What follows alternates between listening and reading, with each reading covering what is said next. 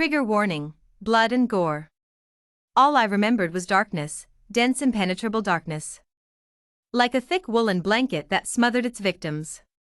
I looked around, lost in that dark world. Then a feeling of despair settled on me. Drowning me, pulling me farther and farther from the surface. Then, through that darkness a pinpoint of light burst through the midnight, the only sliver of hope I had of escape. I ran toward that light, not wanting to lose my chance of freedom. He looked at me curiously, pulling me out of that memory, which I so hated to remember. His auburn hair tumbling and blowing in the hot summer breeze that ran through the green shrubs. He paused, running his fingers through his crimson hair, the very color of fire. I thought you were gone, we all thought the worst. Coarse sand flooded into the torn leather boots that hung, barely attached to my feet. I nodded weakly. I was tired, confused, hungry and bleeding. I noticed crimson drops of blood falling onto the sand around me. That was when I first felt the pain. It blazed like a wildfire up from my ribcage, all the way up to my shoulder. A fresh wave of nausea swept over me as I saw a huge, deep cut running from my ribs up to my shoulder, exposing bright red muscle and tissue. "You're injured," he exclaimed as he rushed over to examine my wounds. "Great observation," I hissed as he felt around the wound, carefully tracing his hand along the cut. The pain was unbearable, and I was so tired I collapsed to the desert floor, panting, my breathing shallow. "I'm fine," I tried to say between gulps of air. He knelt down beside me and clutched my wound, trying to stop the steady stream of blood that gushed from the deep cut. "From what I can tell, I don't think you're fine," he said, the edges of his lips curving into a slight grin. Even though he tried to hide it, I could see the worry that shrouded his face. My slate gray cotton shirt was now a deep scarlet, damp with the feel and stench of blood.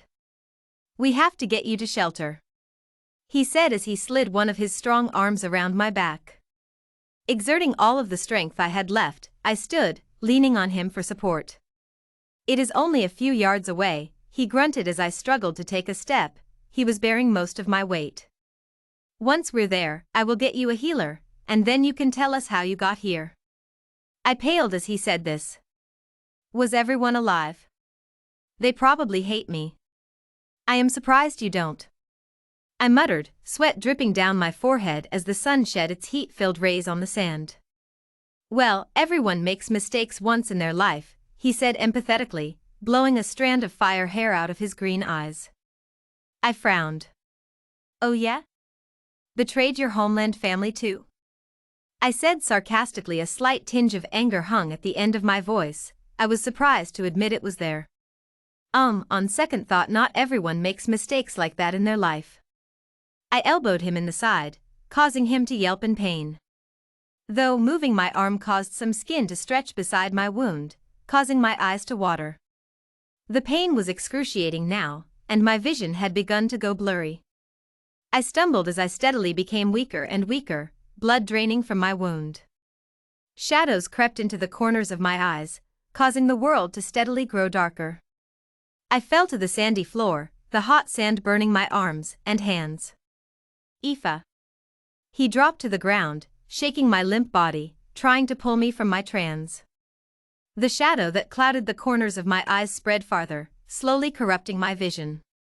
"Edrii, Bolivar. Get out here, he's losing too much blood." He yelled frantically to a little house that stood a few feet away from where we were. Scuffles were heard as two people exited the building and ran to us. Though the only thing I heard before I fell under was his voice. "Aoife, you'll be all right, everything is going to be fine." "Is she awake? Will she be all right?" Voices hushed and urgently whispered above my head as I slowly pulled myself out of my sleep. I opened my eyes. Dusty sunlight filtered through the window that sat beside the little cot I was lying on. The smell of singed flesh and hair hung in the room, causing a fit of coughs to wave up from me.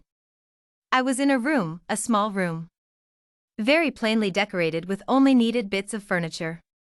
The walls a musty beige color. Standing over me, the young man with fire hair smiled, hidden relief flooding through his handsome features. "Good to see you are finally awake." he said, still smiling, walked over to a crude wooden table and grabbed a glass of water off of it and brought it to me. I grabbed the glass gratefully and drank the entire contents, feeling the icy water flood down my throat. I don't exactly remember your name. I was ashamed to admit it, but I remembered him, but not his name. He grinned, his green eyes lighting with mischief. The name's Kenneth. He sat beside my bed, where I was laying, inert and injured though feeling better. I nodded. Kenneth, or Born of Fire. I liked that name, it fit his character.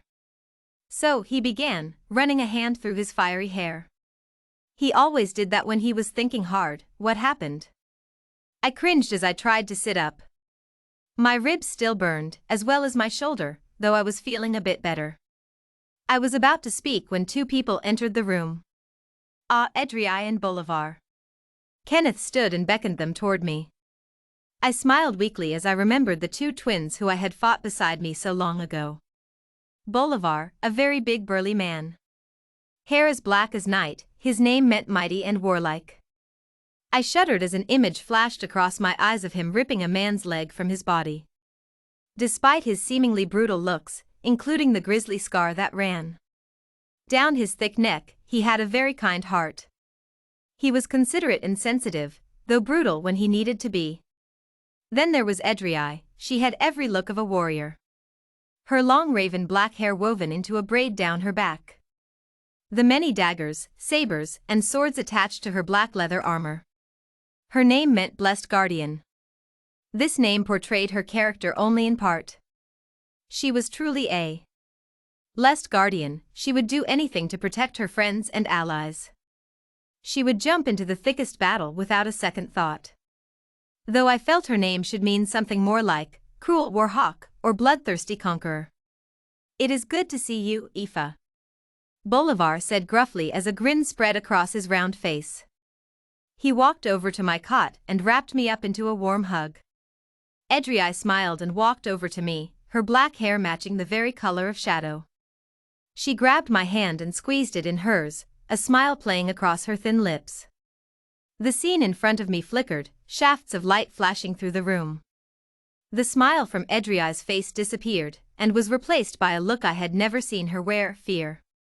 Bolivar shot up, his back rigid and ramrod straight. His face wearing the same exact look, his deep brown eyes echoing pure terror.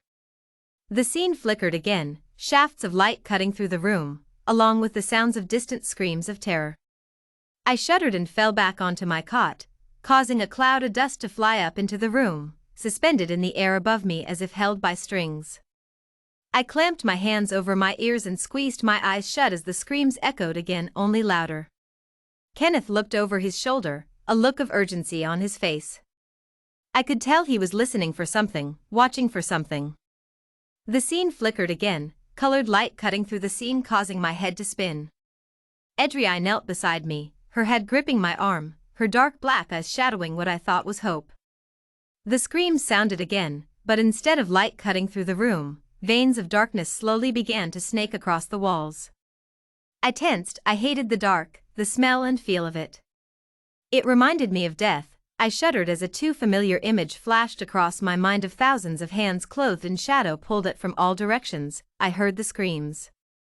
Edrei shook me, calling my name.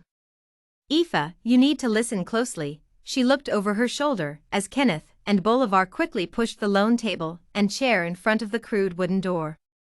But a part of me knew that wouldn't stop what was coming.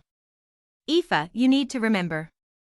Something deep inside of me stirred, it whispered of 1,000 ages. I pushed it away. No, I thought, not now. Aoife. Kenneth shouted as he pressed against the wooden door, exerting all his strength. More veins of darkness slivered up the walls. Aoife, remember.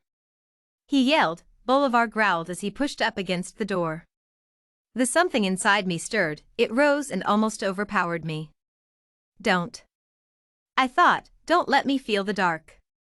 I pushed the something further down inside of me. The veins of darkness on the walls shuddered and spread, almost entirely covering the room in darkness. Kenneth's green eyes met mine, a look of trust filled them. Aoife, remember. Was the last thing he said before he stepped away from the door, letting whatever was chasing us inside. Then it was dark. I screamed, letting all the sorrows and tears of the past escape me.